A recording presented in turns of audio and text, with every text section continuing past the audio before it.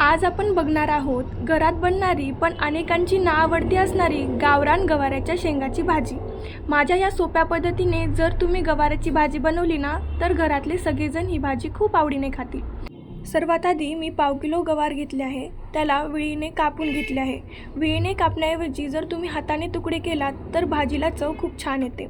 आता त्याला धुवून घेतल्यानंतर कढईमध्ये 1 चमचा तेल गरम करूया आणि ही गवार मध्यम गॅसवर 2 ते 3 मिनिटे छान परतून घेऊया। गवार तेलात परतल्यामुळे तिचा उग्र वास निघून जातो आणि ती लवकर शिजते। आता ही परतलेली गवार एका प्लेटमध्ये काढून घेऊया। आता त्याच कढईत 2 मोठे चमचे तेल गरम करायला ठेवूया।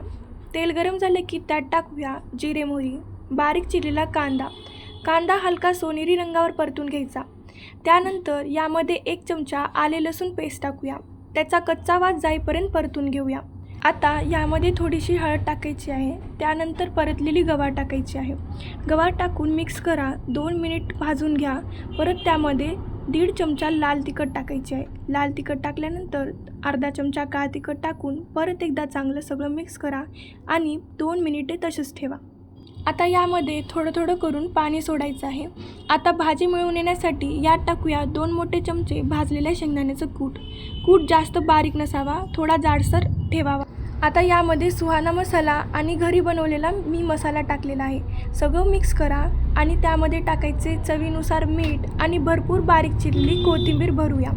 आता कढईत झाकण ठेवून मंद गॅसवर भाजी 7 ते 8 मिनिटं छान वाफेदार शिजवून घेऊया।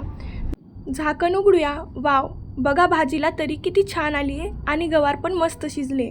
रेसिपी कशी वाटली कमेंट करून नक्की सांगा आणि व्हिडिओ आवडला असेल तर चॅनलला लाईक आणि सबस्क्राईब करायला विसरू नका।